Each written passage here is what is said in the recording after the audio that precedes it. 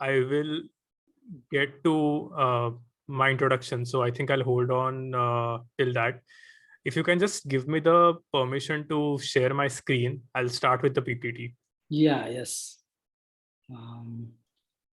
Yes, you can do it now. Awesome, cool. So guys, just to give our discussion some kind of a structure, I've put together a PPT. The idea here is not to overwhelm you, because most of the sessions will have like a 50 slide PPT with 15 different ideas. That's not the intention here.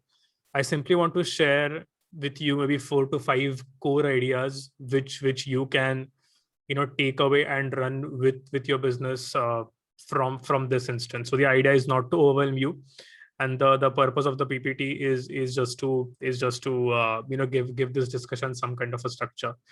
If at any point of time you feel the need to interrupt me, it's a closed group. At least on Zoom it's just 7 people, so please feel free to unmute yourself and interrupt me at any point of time. It's absolutely fine if you do that.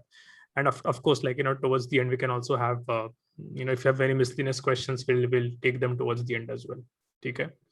So guys, today's agenda is creating impactful content to build an audience about me. So this is like a credibility building section. I don't know how many of you have I mean, of course, all of us are marketers, business owners, so the importance of building credibility and basically building trust.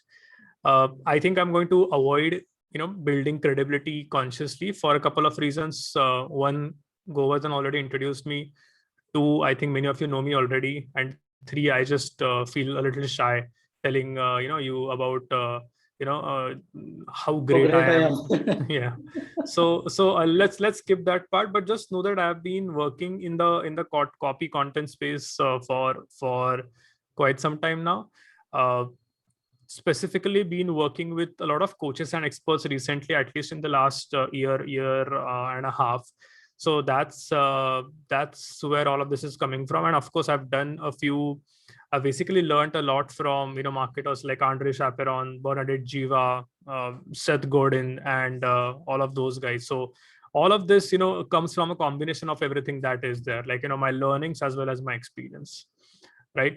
So the just to lay down the premise for today, why it's important to understand the why. Is important to understand why in the first place we should create content, because blindly following the crowd and just creating content for the sake of it, just because Govardhan has a blog, just because Sandeep has a blog, let me also start a blog, is probably not the ideal way to go about it.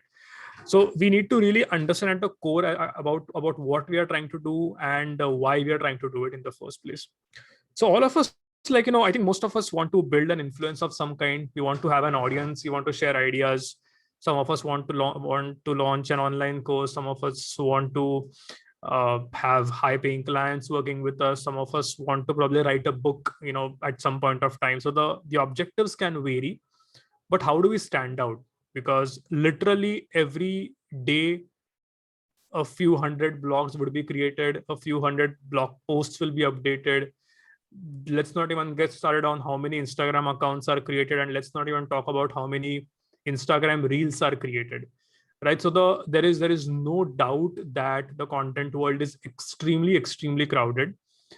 Things were a little easier for content creators, let's say 10-15 years back, where the competition was low and everything was just starting out. But now it's become a little difficult. But that also provides us with an opportunity, because rather than looking at this whole thing as a as an opportunity to make more noise, we can look to contribute in the discussions that are already happening. So let's look at content creation from a lens of adding value, or add entering a discussion that's already going on, as opposed to interrupting more people and making their life more miserable. Did you want to add something, Govardhan? Nothing. I was just nodding the head, because I am seeing I'm able to sense what you're talking about. Yeah, I'm feeling connected. Yeah, please go ahead. Sure. So yeah, I mean, it all comes down to that. Okay, I do want to make an impact. I do want to build some kind of an influence. I do want to build an audience. I do want to create content, but there is so much of content already. I feel like an imposter. I feel like I'm not good enough. I feel like there is already too much of content. My content is not original. All of these are the doubts that we have. So how do we actually start creating this impact, and how do we start creating impactful stories? When we get upon this journey of that I want to start creating an impact, or I want to let's say start spreading my idea, everyone starts giving their opinions, right? Someone says you should start a YouTube channel, but then you are scrolling through LinkedIn, and then someone says you should be active on Instagram. Then someone says Clubhouse is the thing to go to. Then someone says no, optimize LinkedIn profile, that is where you have the most opportunity. And I think when we consume all of this, when we consume all of this, when we consume contradictory opinions like these, our state is something like this, because analysis sorry, what is it called, paralysis due to Paralysis. Right? We don't quite know should and this happens to everyone. Okay, it's not that I am beyond all of this. Just recently I made a call to Rafikul. I don't know if you guys know Rafikul. He has a very good newsletter on content marketing, and I took advice from him, because dude, I was like very confused, and I asked him like what should I do. So it happens to the best of us, and that's why what I want to touch upon here is not like a black and white advice, because it totally depends on your context. It's not right for me to tell Preeta to start a YouTube channel or Govardhan to start a podcast, because everything you have to take your own decision, and everything changes as per your context. But what I can do share is a few principles which would make it a little easier for you to take that decision and get started. That's what I kind of promise, or hopefully I can deliver today. Cool. So we end up doing nothing, which is not the ideal case. We want to do something. We want to even if that's a wrong move in the beginning, we want to make something and then probably learn from that and then make something again. That's what we would ideally want to do. Okay, so yeah, like I said, by the end of the session, let's hope that we get started on our journey. If you have been holding back, I hope that this session gives you the push that you need. Okay, so let me tell you a secret. The moment the discussion about content marketing or content creation is comes into the picture, the first brand probably that comes to mind is Zomato. Then we start thinking about other brands like Amul, and then we start thinking about Flipkart and Amazon and all of those guys. People who are creating like content for brands that are already big. Or we talk about cred, right? Those are not the right examples for us. Okay, and that is what I want to really establish here, that for you and me, if you were working in cred, or if you were, let's say, the owner of cred, you would not be attending this session. If you were the owner of Zomato, you would not be attending this session. So I do not want to hear anything about Zomatos and all of those guys, because their premise is completely different. Our premise is entirely different altogether.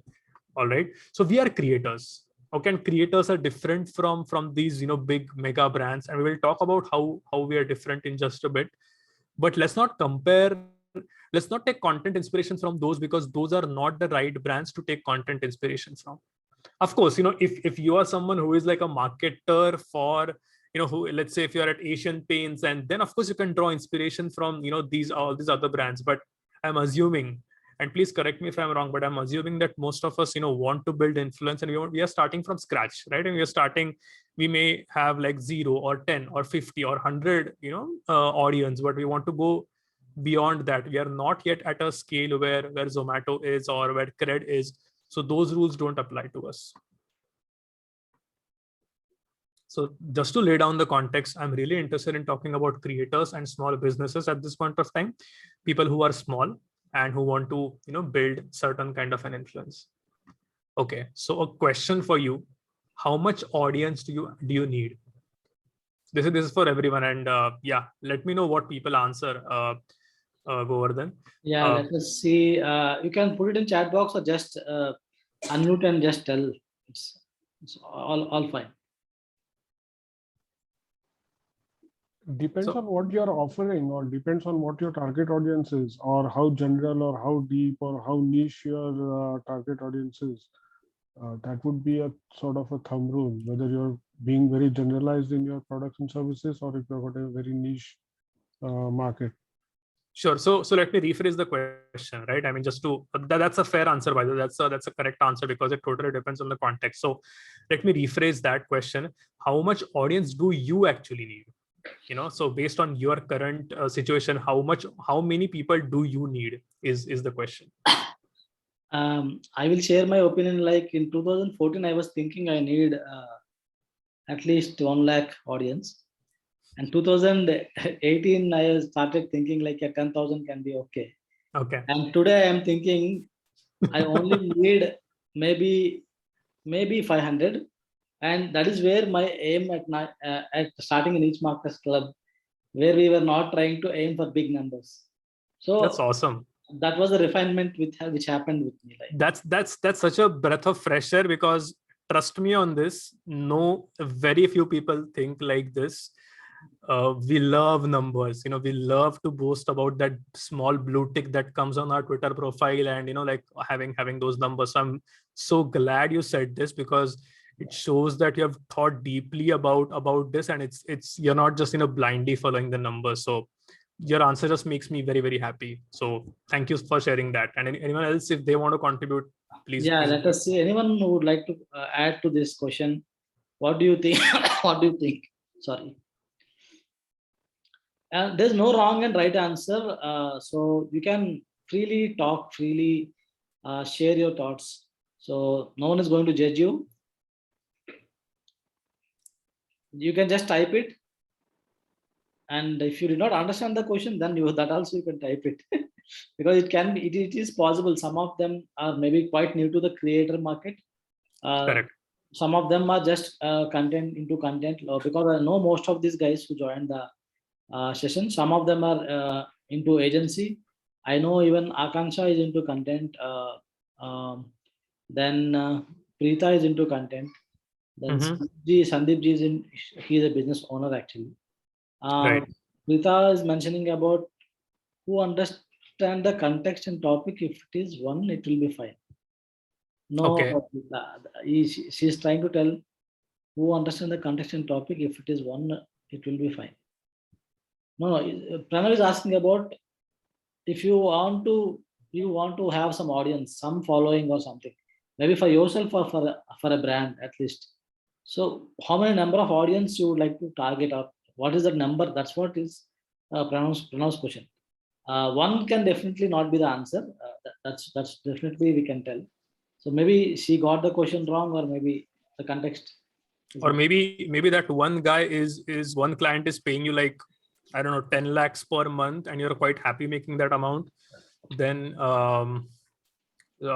you are I mean, like Prashant pointed out, if that meets your objective, then go for it. But for most of us, the number is not one.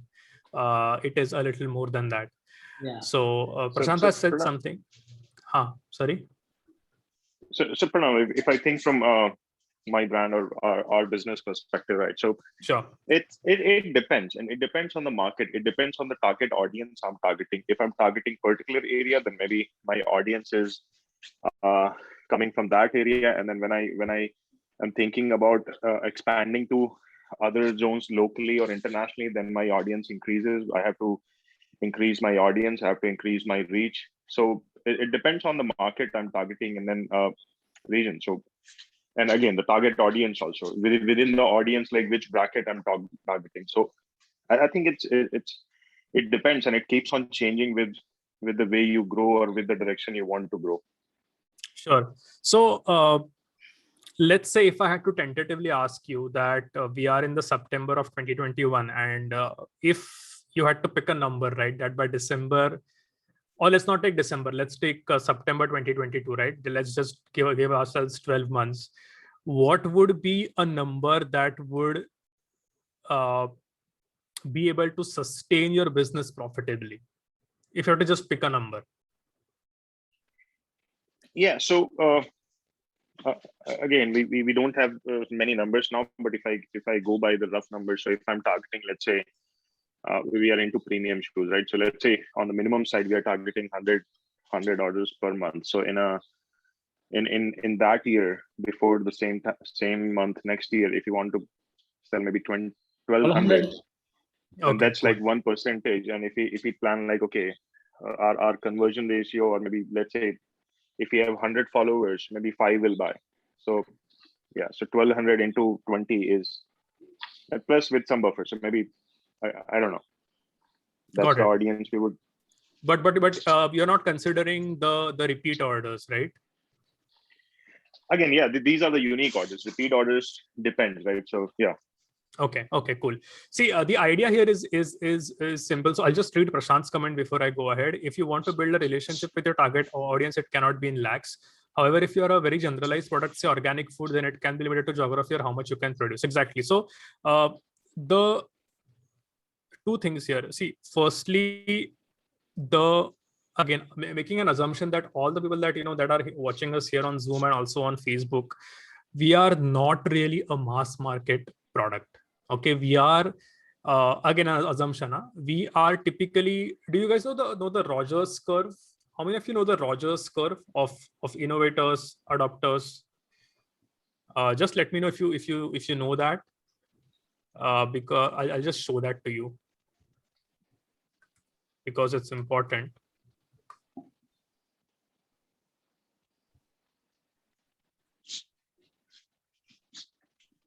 Right, so this so Pawanchan says I know. So this, if you can see the image that I have clicked on, the Rogers curve basically says that for every product you have innovators. Innovators are those mad people, right? People who are like really crazy about a particular service or a particular product. Then you have the early adopters who are slightly less mad. Early majority who are like who want some proof of proof of concept, or they want some evidence that it's working. Only then they buy it. And then there are late majority or laggards. So let's take Uber for example, right? I mean, Uber, there were a few crazy people who got Uber application on the second day itself because they were very curious. I was somewhere in the early majority, I was like, okay, let me see what Uber is. And I got into Uber a little late than innovators. And my parents started booking their own Uber I think maybe a year back or so, because I really had to teach them how to do all of that. So they are the laggards in this case. Apple, for example, before Apple, I'm not talking about the current Apple scenario because now it's become a mass market brand. But if you talk about, if you think about Apple, when Steve Jobs was the CEO, he obsessively focused on the innovators and the early adopters. He said no to 99% of the people.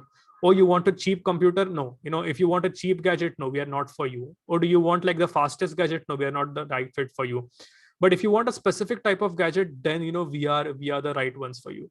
Right. So my point is that most of us should ideally, so what the mistakes that most of the brands make is that they want to jump into early majority right away, which you can do if you are, let's say, a Flipkart and if you're backed by investors.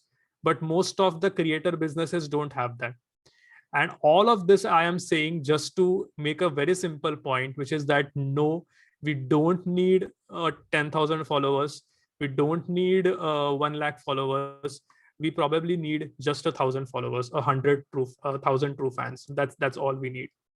So I would urge you to read this essay by Kevin Kelly, which says 1,000 true fans. If you just Google 1,000 true fans by Kevin Kelly, and where he has explained this concept beautifully, that all you need is 1,000 true fans. And when you say a true fan is someone who would cross the street for you. Airlines, for example, don't have true fans because I go for the cheapest airline, right? Petrol pumps usually don't have a true fan unless that one petrol pump is very honest and they don't cheat you. Then they have a true fan. Radio channels usually don't have a true fan unless there is one radio channel, let's say Vividha Bharati, which plays only old songs which my dad would like to listen. So What I'm trying to say is that the number that we need is usually really, really small, but we tend to obsess about these big numbers, which ends up wasting our time and wasting our resources. So we don't need everyone. Okay, so the first idea that I want to share here before you start creating your content, or as you're creating your content, okay, you may not have the exact clarity about these 1,000 people, but you may have some clarity. So you can choose these 1,000 people. So why not choose the ones that you like? Why not choose the people? Why not choose the target segment that you want to target? Because you have the liberty to do that with your creator business. So who is your content for? That's the first question to ask when you are creating that impactful content. I'll just take a pause in case anyone has a question. Otherwise, I'll move on. But then the next question is how to get those, how to, make yourself, put yourself in front of those 1,000 people, and because within those 1,000 people also there might be people who have different kinds of, likes, dislikes, so to start with, the content that I'm putting should gel with at least 1,000 people. For those 1,000 people to come in, maybe first 10,000 people should see it, so that at least 1,000 people come in. Right. Yeah. Right. So 1,000 people is the goal, right? 1,000 people is the objective, and it's quite possible, or it's quite likely that you don't get there on day number 3 or day number 7. It's something that is going to eventually happen over time for sure. The reason behind mentioning this figure of 1,000 is that I am surprised, flabbergasted, or any other similar words that give the same meaning, by the number of people who are obsessed with numbers, who's are like, simply want to have, like, I want to grow my Twitter followers, I want to grow my Instagram followers. Okay, why do you want to grow your Instagram followers? I don't know, I just want to grow my Instagram followers. So that is the notion that we want to get away from. That's the reason I'm saying that the aspirational goal should be to have 1,000 people. Now, how to get to those 1,000 people? I think there are a couple of ideas that would help me answer your question, Prashant, as we go ahead. And you're quite right that the reach will be beyond 1,000 people. It's not that everyone that I talk to will become your fan for sure. Right now, also, for example, there are 10 people listening to this. 2 of them are going to be like, the session was okay. 2 of them will be probably saying that, okay, I wasted my Saturday night. And there will be 2 of them who would become friends for life, right? And they would probably subscribe to my email list. So that is how, step by step, drip by drip, you basically start building those 1,000 true fans. All right. So now I think this beautifully ties in your question, Prashant. So I feel, okay, I shouldn't take the credit for this. What I've learned is that there are 2 approaches to audience building, or 2 ways to build an audience. Okay, so let me establish those 2 ways first. Path 1 is the vertical way of building an audience. Okay, a vertical way. So let me take an example. Okay, so let's say you want to grow your email list. Let's say that you want to get okay, Pranav says let's get 1,000 true fans. I believe email is a strong platform, so let me get 1,000 subscribers. Okay, how do I get 1,000 subscribers? Let me run a Facebook ad. Let me get those people onto my landing page, which is typically a lead magnet, where they will fill up their info. And then I'll have an email sequence for them. And that email sequence will provide them a lot of value. And this is how I will grow my 1,000 true fans. Okay, this could be one way of thinking about it. This is just one example. Okay, Facebook ad is just one example. Another would be that you depend on SEO, for example. You say that, okay, I will use I'll start writing blog. I will search engine optimization will take care of the rest. So people will come to my blog. They'll have a form to subscribe, and then they'll have an email list. Okay, so that is like a very typical approach to building your fans. Okay, do you see any problem with this approach, or do you see the potential flaws of this particular approach? Anyone?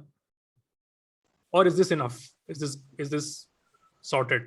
For the lead magnet, are they coming just for the lead magnet to have a PDF in which goes into their collection, which they never read it fully again?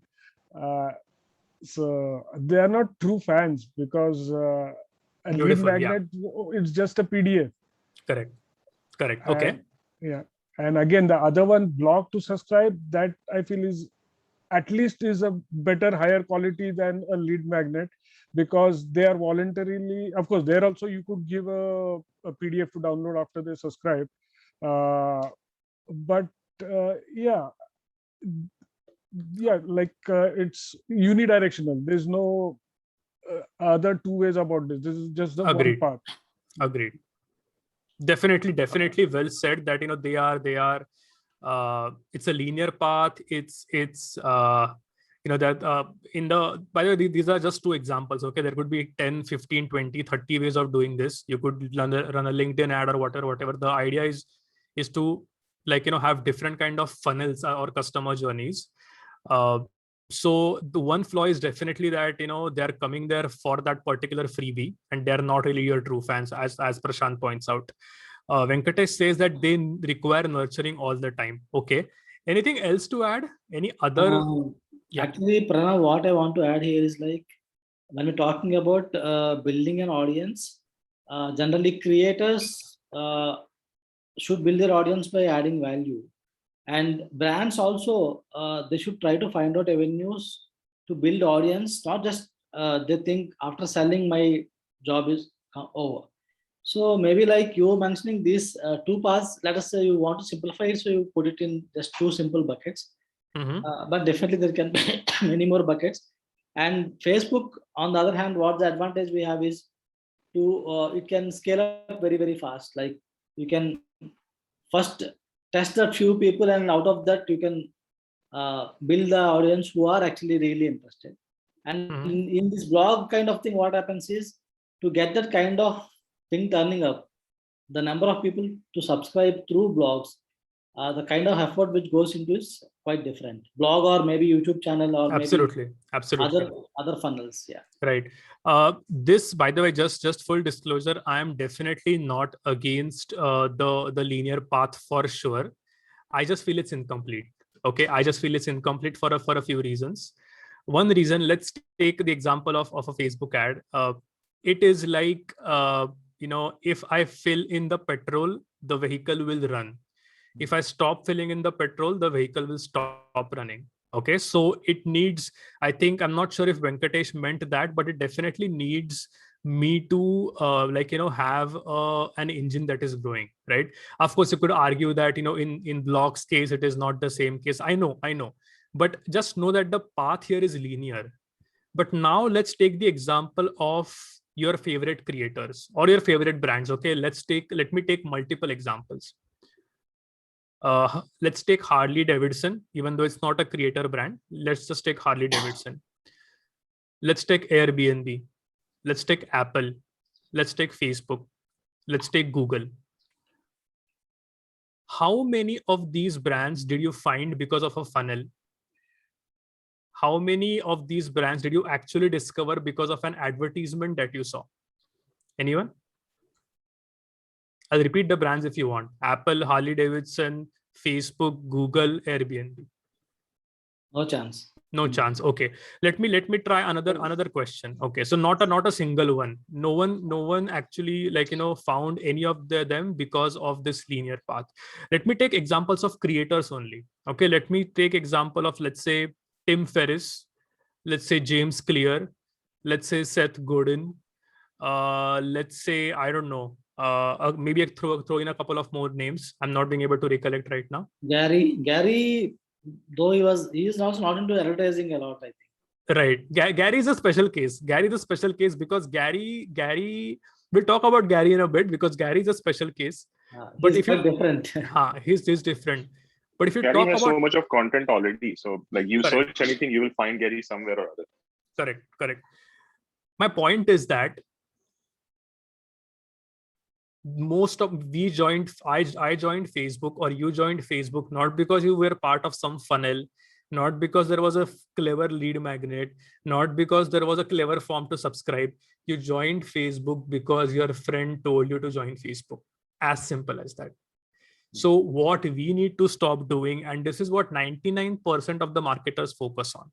This is like the HubSpot way of building, content, which is okay. We are not against this. We will use this whenever it is necessary, but this is not the complete picture. What is the complete picture then? The concentric circle approach. And I'm sorry, I could not find a better image for this.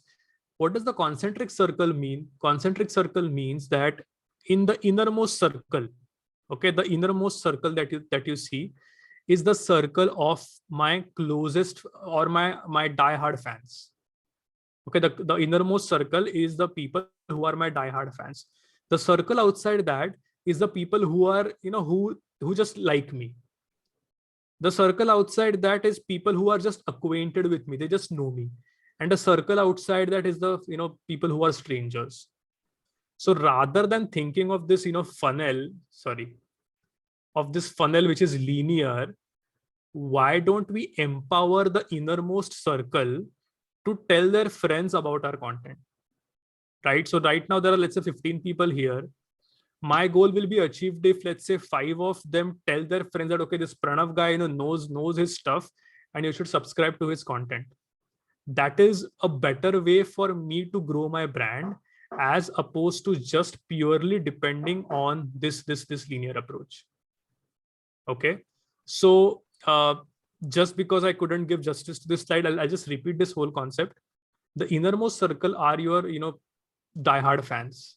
And the word spreads from diehard fans to people who are, who love you, to people who like you, to people who just know you. That's how the word spreads from the inner circle to the outer circle.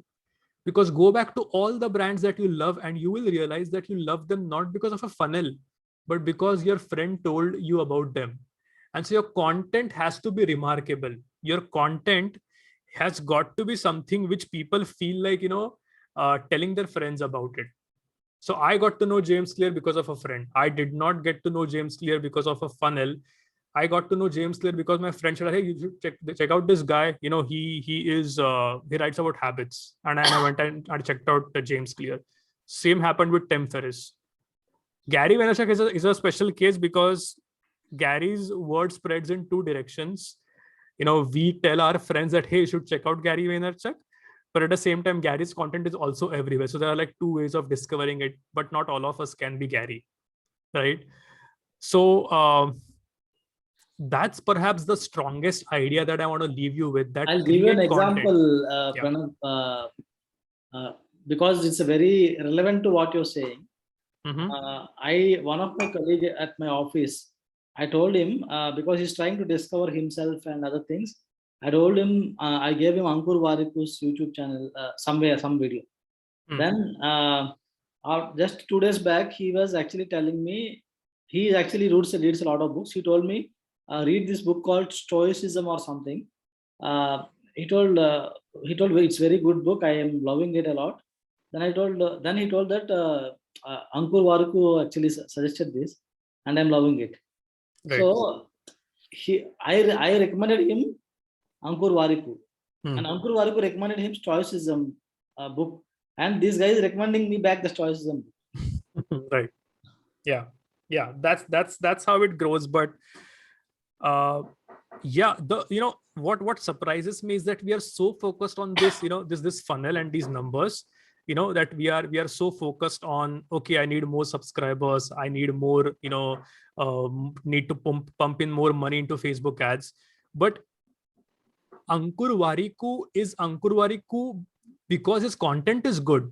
I mean, yes, he is playing the funnel game, but you feel like telling your friend about Ankur Wariku, right? You feel like telling your friend about Tim Ferriss, James Clear, whoever that guy you admire. And our focus as marketers is so much on the funnel side of things that we ignore this concentric circle thing. We don't ask ourselves the question, is my content, worthy enough of sharing? Forget all the numbers, forget all these email subscribers. Is my content worthy enough of sharing? If I tell you something, will you tell your friend about it or not? That's the litmus test. Okay, so this is how you should think about audience building. Okay, The second last idea that I want to leave you with is that when you are creating content, don't create this bland kind of a content, which is like which does not really have any opinion. Okay, so if you go to, let's say, a blog of a Fortune 500 company, or any big organization for that matter, go to the blog of Accenture, go to the blog of Infosys or whatever, like, you would typically find content that does not take sides, that is not opinionated. They want to play it safe because they are answerable to their shareholders, they're answerable to the investors and everyone, the board of directors and so on. But the good news is that Sandeep, Preeta, Pranav, no one has a board of directors. We don't have shareholders. We own 100% stake, so we can do whatever the hell we want to do. And the content that stands out is the content that picks an enemy. Content, that is fighting against something, right? So pick something that frustrates you in your industry and fight against it. I'll give you a few examples of that. So Louis Grenier, a guy named Louis Grenier, I don't know how many of you know this guy. He started this podcast named Everyone Hates Marketers. It got super, super popular. The enemy that he chose was, he just said that, I fight marketing bullshit. So excuse my language here, but that's what, he says that, I fight marketing bullshit. So he picked up an enemy. He realized that marketing is flawed. A lot of things are not right. And I will fight those things. And because the brand name was Everyone Hates Marketers, he became this super, super popular guy. And so his podcast got extremely, extremely popular in no time. Another example is Jonathan Stark. What did he realize? He realized that freelancers charge by the hour. So if I work for 1 hour, I will charge $5. If I work for 2 hours, then I'll charge $10. And he realized that there is a problem with this. There are multiple problems with this approach. Why? Because then I'll intentionally do my work slowly so that I can charge more. I can bill more hours to my client, right? Also, your rates will not grow beyond a certain point if you're charging by the hour. So he started saying that, he introduced the game of value-based pricing. He said, no hourly billing, go for value-based pricing. So basically he is fighting hourly billing. Seth Godin, as we all know, or most of us know, he says he fights selfish marketing. He says that marketing that is done without empathy is not any marketing. So marketing, which is spammy, short-term, Seth Godin fights that kind of marketing. So my question to you is, what in your industry is broken? What in your industry is, frustrates you, makes you angry? Let me know in the chat. And that can be your angle when you start your podcast tomorrow, or when you start your YouTube channel tomorrow, when you start your blog tomorrow. That is the one thing that you can fight against with your content. And believe me, people will join you. Not everyone, but we don't need everyone. We just need 1,000 true fans who believe in the same things as we do. So that's my question. What frustrates you about your industry? Yeah, can I answer? Yes, please. Yeah, so suppose now if I'm in the SEO industry, and I am, so there you have lots of spammy link builders who are really cheap guys who will tell you, okay, I will give you 1,000 links in $100, or those kind of guys. Then there are same kind of people from Bangladesh also, in different parts of the Philippines also, who give you these kind of services, which are really not worth it. Or Right. people who say, I will give you X number of followers for X number of dollars. So these practices really, give the market a bad rep. So obviously that can be a common enemy. Correct. Which we can fight and take a stand against these kind of people. Absolutely. Yeah, that was very clear, by the way, like very well articulated. And yeah, I'm glad that you have that level of clarity, because it is certainly frustrating to see marketing practices like these. Yeah. Anyone else who wants to share their enemy? Something that they want to fight against? By the way, an enemy is not a brand. Okay, so don't worry about pulling down a brand. We are not fighting a particular brand or a business. We are fighting a particular concept that is prevalent in this industry. The example that Prashant gave, for example, is not about fighting one brand. It's about fighting that concept of doing spammy SEO. So what is the enemy that you want to fight? I'm really curious to know your answers. And even if you don't have a perfect answer, an imperfect answer would be fine. I'll maybe give you a few seconds to think about it. Plagiarize LinkedIn content, okay? Not only LinkedIn, I think many places right now, what's happening is many guys are just copy pasting some content to just showcase their credibility or get that what we say, like, oh, this guy thinks so high and he knows a lot of stuff, or he's a guru. So this is happening. And one more thing, what I came across, maybe most of the marketers or freelancers whom I came across, they were actually talking about these specific things like the pricing, the charge, and the way they pull down everything. There were many people talking about how can we fight it. So again, I take it back to, sorry, I take it back saying that you can't fight anyone. Anyone can charge anything. You can't stop that. Only thing you have to do is you need to niche down. You need to find out the ways to find out your specific focus area. Maybe we are linking it back to the 1,000 true fans by niching it down, understanding who is your audience. I think Akanksha has something to say. Yeah, Akanksha says from where to generate unique content, how to develop that mindset which flows with ideas that impresses people.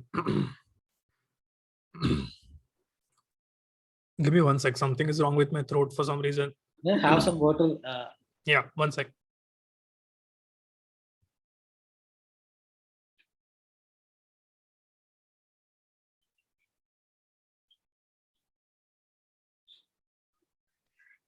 I mean, for us, same like a content, like on the product quality also, like we have issues with product quality. Like people, like again, not particular brand, but in general, the markups are high and they try to sell lower quality at the very premium prices. And maybe the spending is mostly on the marketing and then they sell anything. So maybe we are trying to just educate that there's a quality product also. Yeah. Which is like because of the commercial and then markup prices, profit margins is like keep on going down and down. Like the quality of the products are going down and down. Definitely, I think Sandeep, that also maybe though Pranav is talking in the content language, but I think it also applies to product equally, because he also was mentioning about how good is the content. So how good is the product? Good. Always matters. The theme is same. How are you different? How are you different than what others are doing, or how are you different than what others? Pranav, you can just address that as well.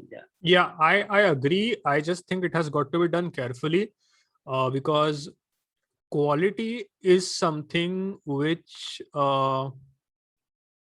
many brands use that okay, we are superior quality. So that enemy that you're fighting is not very common. Sorry, it's not very uncommon. It's a very, very common enemy.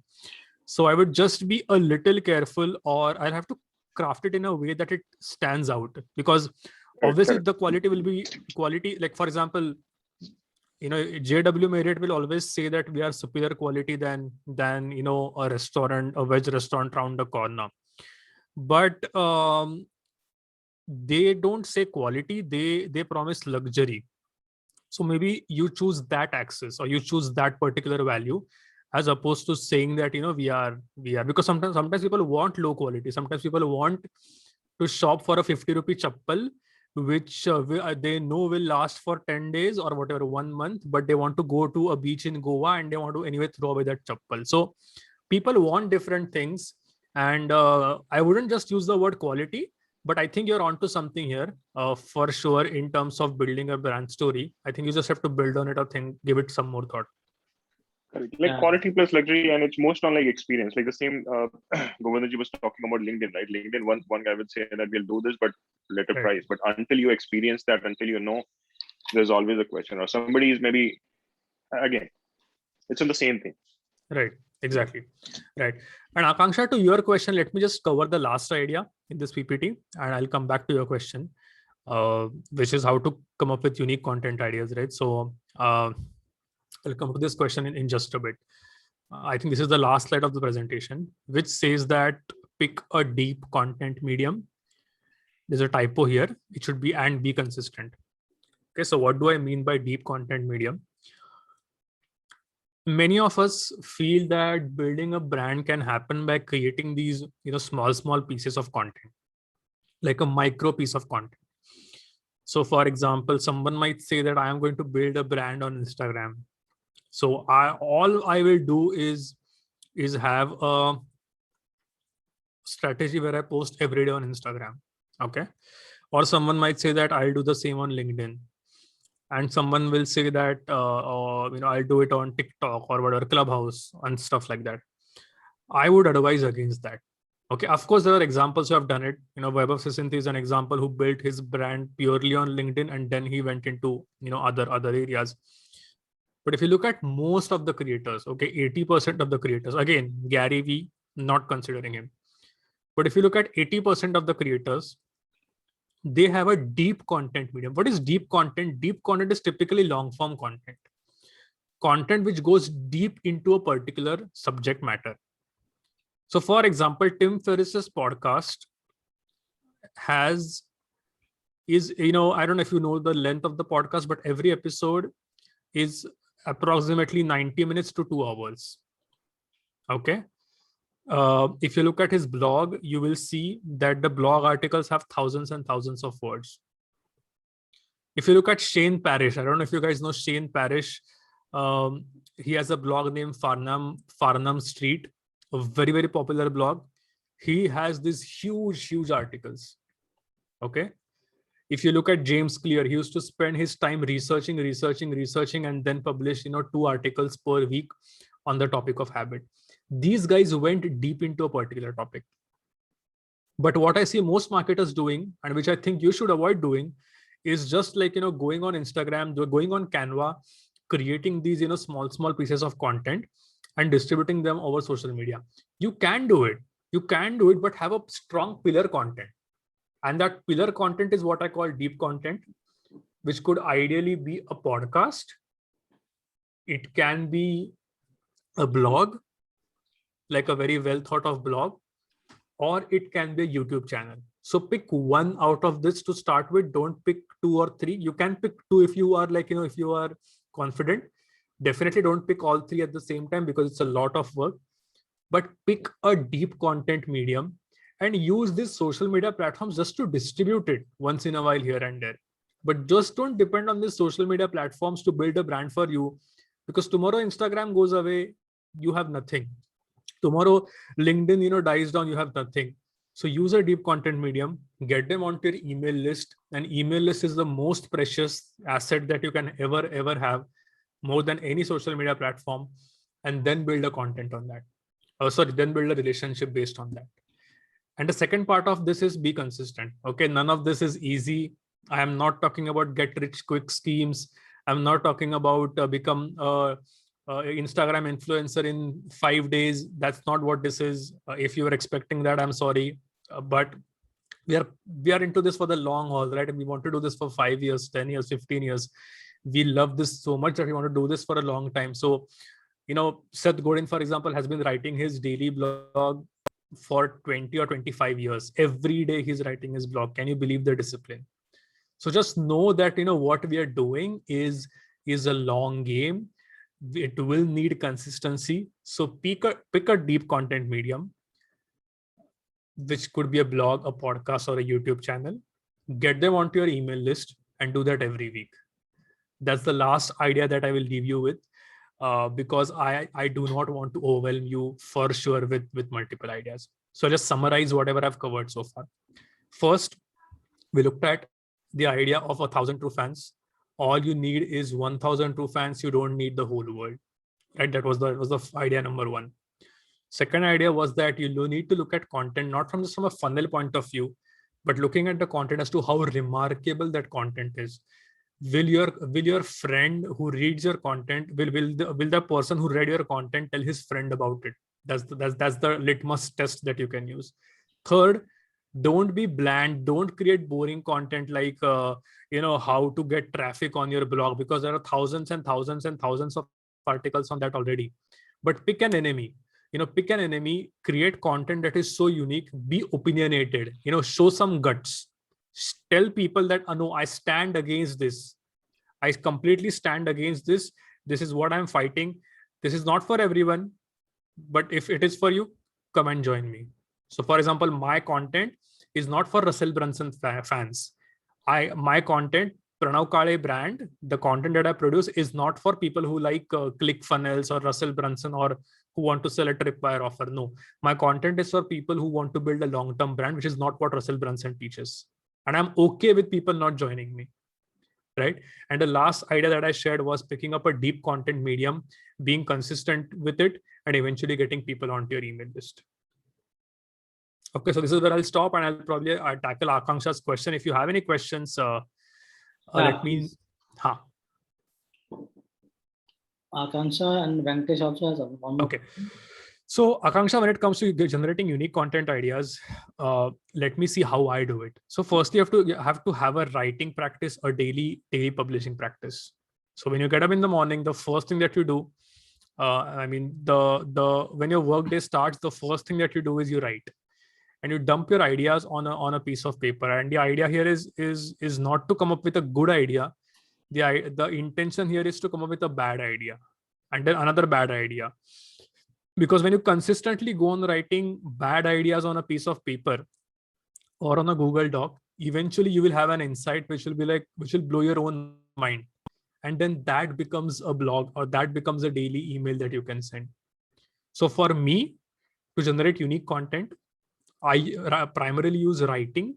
I want to clarify my own thoughts. So I sit on my laptop, I start typing random things. Eventually something comes to me, and that becomes a blog. Second would be to the same thing that I shared with you in the last session that I think you attended, Akanksha, is to carry this pocket diary. Carry this diary, small pocket diary, wherever you go. If you see an interesting signboard, make a note of it. If you see a couple in Starbucks and you want to make a funny story about that, make a note of that, because then you won't forget it. If you see a funny sign, if you see a bird, whatever it is, make notes, collect ideas, and then they become a part of your content. So that's the second thing that I can tell you, is that be observant. And third thing is, I would say, listen to the audience. What are they saying? What are their pain points? What are they complaining about? What are they happy about? That in itself will give you ideas about what you can write about. And again, it's a practice. Okay, the third blog post that you write is going to be terrible, but the 57th blog post that you will write is probably going to touch 10 people, and they're going to come back and say to you, dude, you changed my life. So that's how I would go about it. I want to learn how to create a deep content in one particular niche if blogging is my medium. So Venkatesh, is the question that you are unsure if blogging is the right medium for you or not? Is that the question?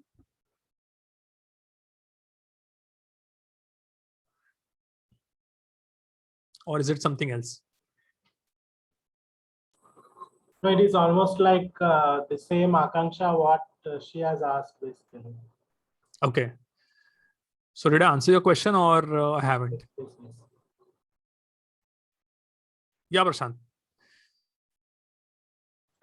Okay, this is more of a, I'm confused, puzzled, whatever you can call it. This long form VSLs, I have been seeing those since 2000. Since 2000, I'm sorry, I've been seeing these huge long form VSLs. Nowadays, some of them have videos. Nowadays it has been structured into top of the fold. What should be top of the fold, what should be medium, what should be at the end, and all those things. I never ever really bought anything from. I've seen literally hundreds and thousands of them over the past 20 years, and I'd never really bought anything from them. And then I went through a few courses, and there people said that this has been selling since 20 years. What are you doing, dude? I said, well, who really buys from them? Then who are the real people who means? Does this work? The answer was, yeah, the people who really want to buy it read through all that.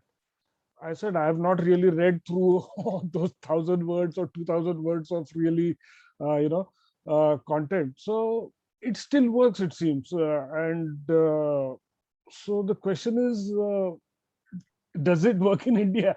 Or of course, I have been through this Vaibhav Sisinthi's growth hacking course, and we made a landing page and all that. But that at least has some logic to it. That is, you show testimonials, you show where you have been, where your name has appeared in the news media, and basically, but those are also good buckets.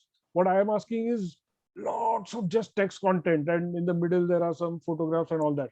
Right. But what do you feel? Does it? So, what's your so take on it? firstly, I want to distinguish that what you are referring to is not what we are talking about. Okay, just I'll answer the Okay, question for sure. Okay. But when I say deep content medium, I'm not talking in terms of VSLs, because that's copy. I'm talking Sure. about content, pure content, Okay. which is Okay. purely trust building. Not there isn't any sales element involved in the deep content medium that I am referring to. Okay.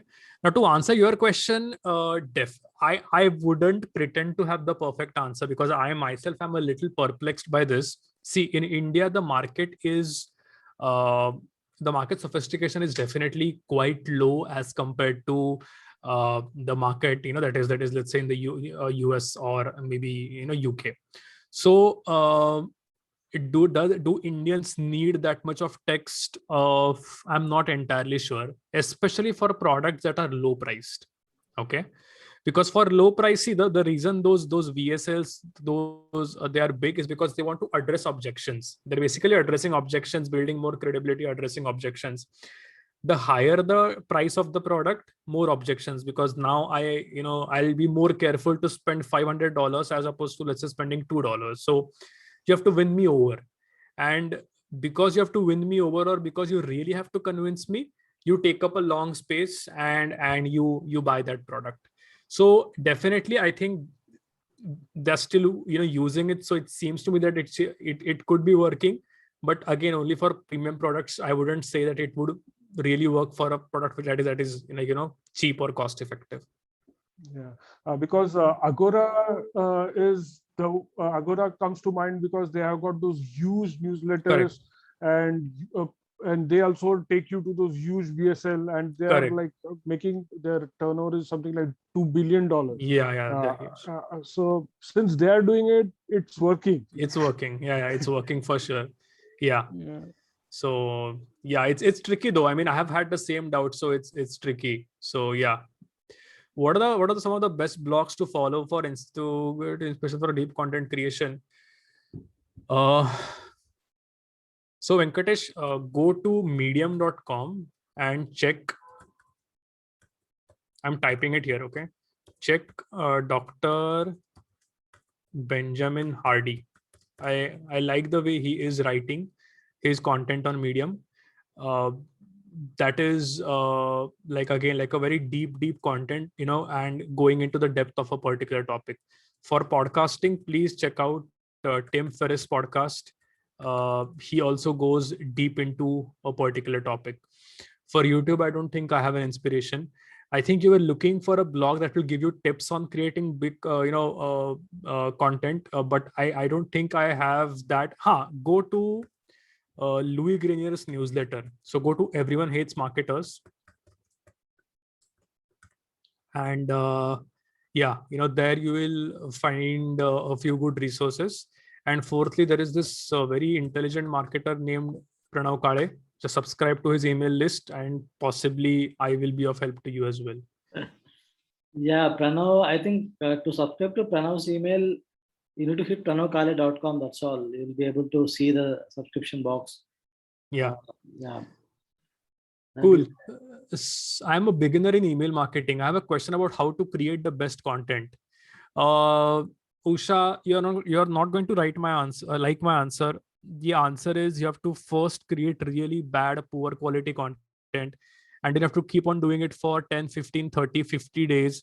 And suddenly a miracle will happen on the 51st day, because out of the blue, you have now created an email which is brilliant.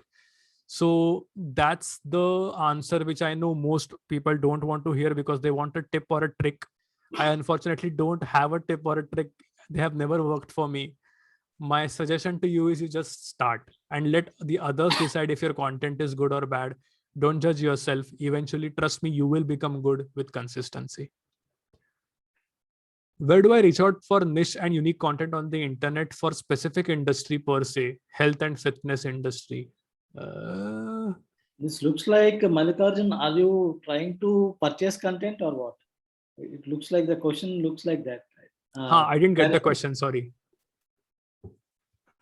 Hi, Mallikarjun here. Yes. Basically, see, if I want to write some content on health and fitness, so basically I am a zero knowledge guy on health and fitness. How do I approach that? I mean, do I need to read a lot of content to write down my own? I mean, to understand that and then go about writing my own sentences or phrases on it, or how is it? I mean, how do I start? What's your current background, or what's your current expertise in this world of fitness and wellness or nutrition, whatever that is? I mean, basically, I am a IT guy, but I am starting my own fitness center. So, and also I own my own website as well as a mobile app. Okay. So I just want to publish some kind of, articles or related to fitness and health. But I am completely from IT background. I am an IT guy. Right. So, but I am starting my.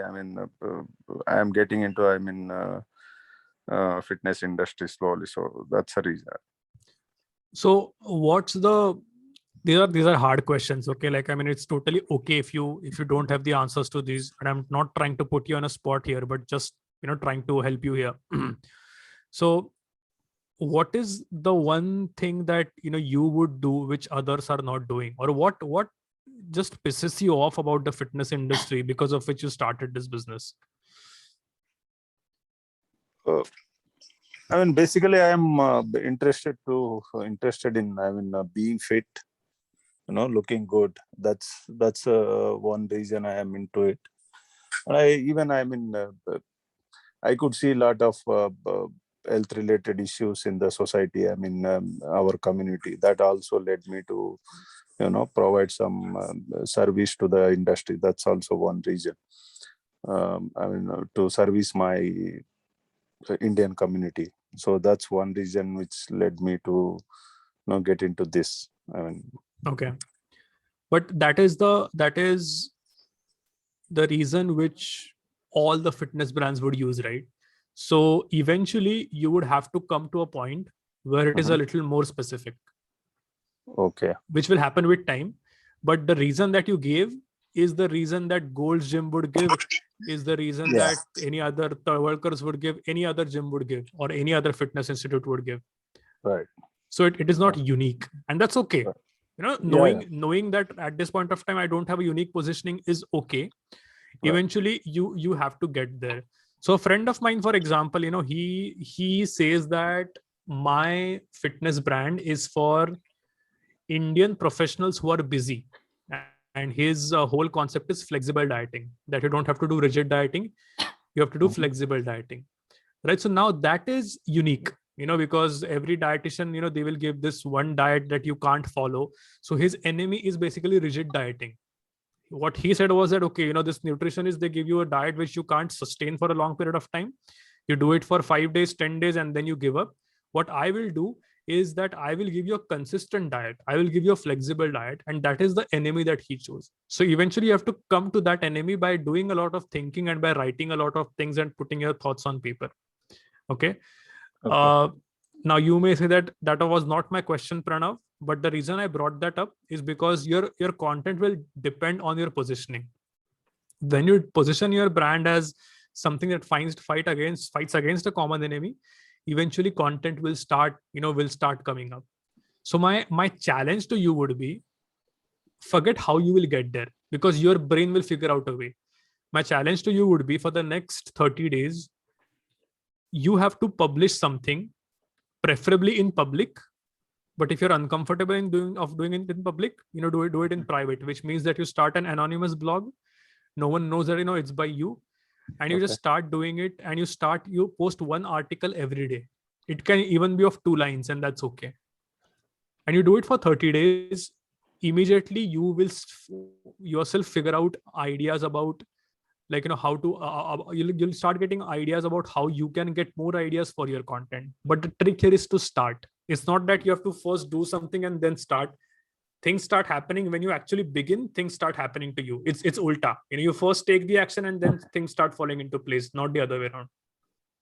Understood.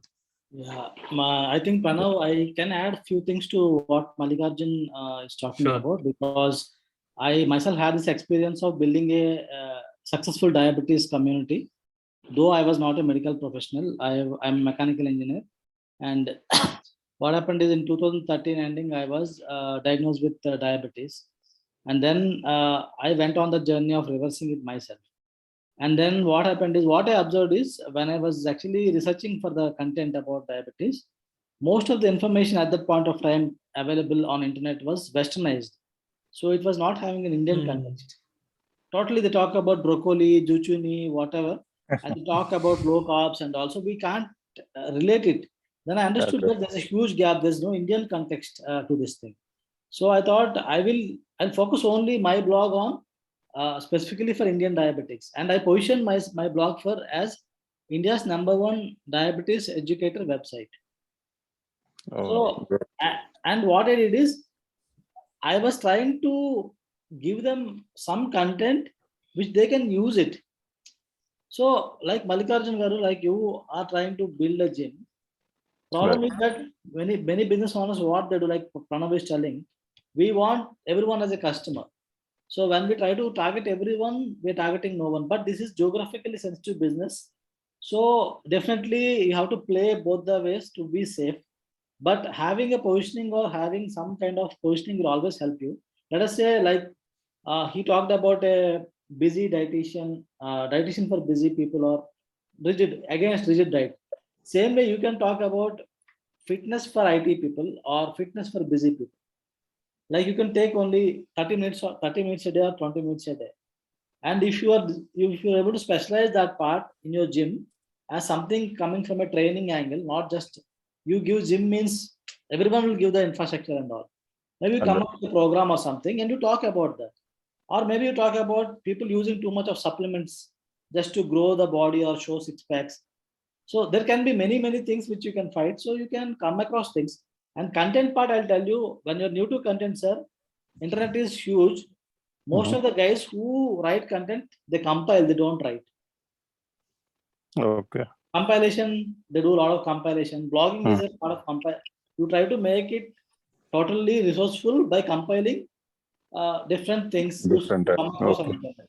And on internet, I think for fitness and health, I think YouTube is the best way to find a lot of information. You find all the answers on YouTube.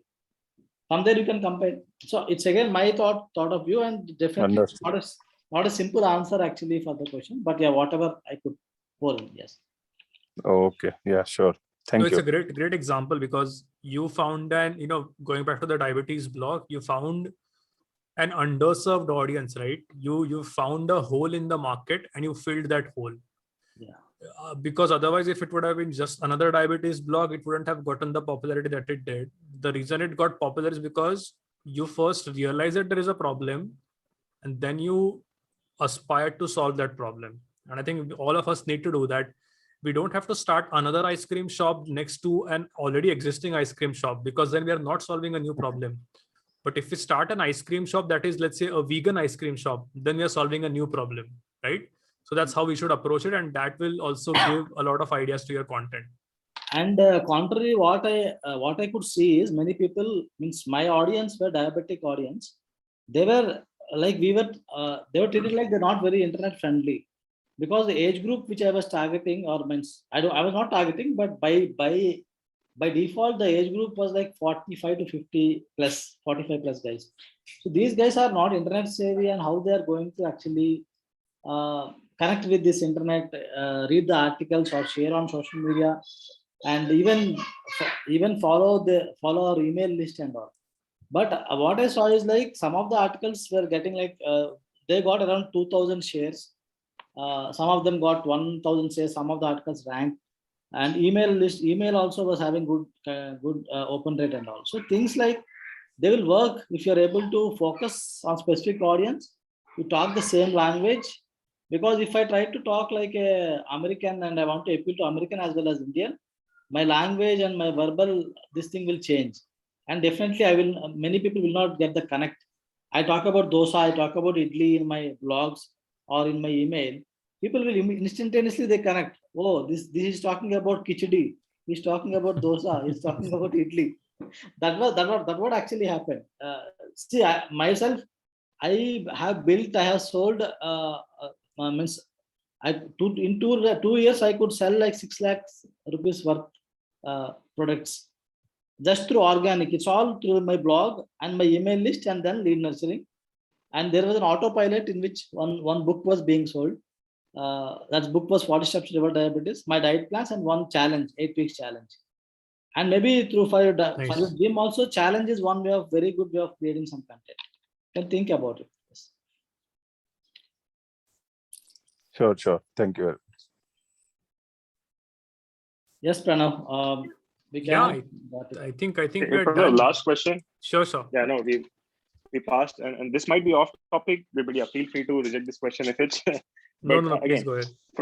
From a pure content writer, I understand we have to get into the style and others, but I'll just give you one of my problem, right? As a business owner or starting there, like content is not one thing, there are multiple things, right? But as you know, initially we started with a message or a problem, so we know our content, we know our pinpoints, we know our keywords, so we started writing something, we create an initial content, but as we plan, we need some help, so we try to outsource, but then we don't get the same tone, we don't get the same message, we don't get the same message which we are trying to pass on, want to convey. And then we end up spending so much of time, and then we feel that it would be better if we only had written this instead of outsourcing it or other. So just as a general practice, like what would you suggest? Like, should we try to, because this is our baby, we know, and this is like it's coming from our mind. Our mind knows what to write, what to convey. So should we get some time, spend some time here, and maybe for editing seek help? Again, I don't know, I'm not able to put my thoughts clear, but I think that's no, I completely 100% understood what you're trying to ask. So yeah. So here is the thing. See, so like what is the current state of the business? Like, is it operational? How many people do you have? Is it just you? Like, what is the current state of the business? So we have our own manufacturing also. So we have our manufacturing workshop. So there we have most of the workmen who create. But on online we have come recently, and then now we have started creating online brand recently. So like like website is there, SEO. So many areas, marketing, this, that, advertising. So we cannot have our foot in all the places. So we can give guidance, but we cannot put foot in all the places. But in content, I think I felt that maybe. Either because again this is like a niche segment, so we don't have writers also with the same experience, and like you said, there's a message what you are trying to convey, right? There's how you are trying to differentiate from the problem which exists, right? So that message that doesn't come clear. It won't happen that unless you find a really gifted content writer, which is a rarity. That message he or she will not be able to convey, because after all the brand is your brainchild, it's your baby. And so and I know that what I'm going to say is not applicable to, let's say, a SaaS startup which has 60 employees. That's why I made the context clear that what I'm going to say will appeal more to a creator business, like typically someone who is extremely small.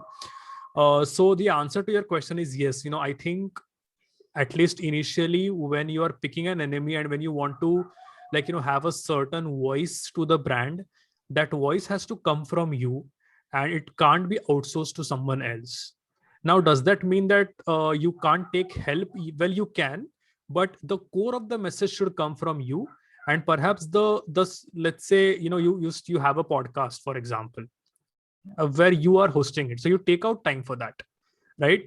And then maybe when that podcast has to be converted into a blog, that's when probably you take help, and because the content is ready now, the content writer just has to structure the content or edit the content. So the original flavor is not lost, and still you get another piece of content, right? The best example, by the way, is Gary Vaynerchuk when he started Wine Library. I don't know if you know the story, but every day he used to come online and record, even though he was like, I think the CEO of the company, or if not the CEO, like one of the top management, because it was his dad's company. So despite his busy schedule of whatever 8-12 hours, he used to take out time to record one video every day where he used to review one wine, and then he used to publish that video. So yeah, so the answer is like, you have to do it by yourself. That's the solution that I would propose. Yeah, that's the right idea, Pranav. Actually, I know Sandeep ji because I know his business much deeper. I talked to him some time ago. So what I can suggest is, Sandeep ji, like what Pranav is telling, you can put the one form of content. It can be video, it can be podcast, something like that. And that person one person can be given that time to go through that and repurpose it into the blog or whatever form. And you also should actually give them the brief. Why are we doing it? What is that? You need to impart something, or else it's not possible, because sometimes we are not good No, with so that language. we do. So what, because like I said, it's coming from our mind. So Pranav was saying that you keep a diary. So I have notes in my phone. Like anytime it comes, I keep on keeping the notes, and then eventually when I write, so we prepared the content, we prepared the outline. But then I'm thinking like I think that wine guy, maybe we should start spending some time in content generation ourselves. Actually, Other for things maybe you, could. for your business, I think more than textual content, video content can play a huge role, because it's a product and it's specifically into luxury shoes. Maybe you can definitely talk about the stories beyond the product making. What kind of craftsmen are there who actually craft this, because it's a handmade shoes, not a normal one. So maybe you can think about creating stories beyond that, and maybe you can also talk about where where did this originate from India, like what kind of means, how did it start, the culture back. Yeah, You may go that way also. That line also can help a lot. That angle can correct. actually help that patriotic guys to connect. So there can be a lot of stories which you can explore. Even you can talk about a person working at your store who is doing something good, and bring the story out there. So content here is not always about, I think, not always about your product and your this thing. Because here, like whatever Pranam also is trying to tell is, when you build the audience, I like a brand because not just because of their product, it's also because of their ideology. I buy into a brand. Sometimes why I'm buying a Samsung, maybe I don't want to buy into Redmi. uh, Again, there's no Correct. hard feelings, but I Correct. somehow No, I I don't understand. want. So it's like, if you're able to come on the backstory, why are you even making those shoes? Yeah, money Correct. is Correct. one No, part understood. always there. So yeah, maybe you can build a lot of stories around it, and video content can Okay. be awesome, and then you can repurpose it. That is one point of view from my side. Understood. Sandeep, Thank you. Thank you. Thanks. can I add a couple of points? Yeah, please. Please. Yeah, you can, you can highlight as to what is the carbon footprint, how much eco-friendly your manufacturing process is, or what are the materials that go into it, how as, you can take that angle also. And, first of all, you have to think as to what kind of people do you want to attract.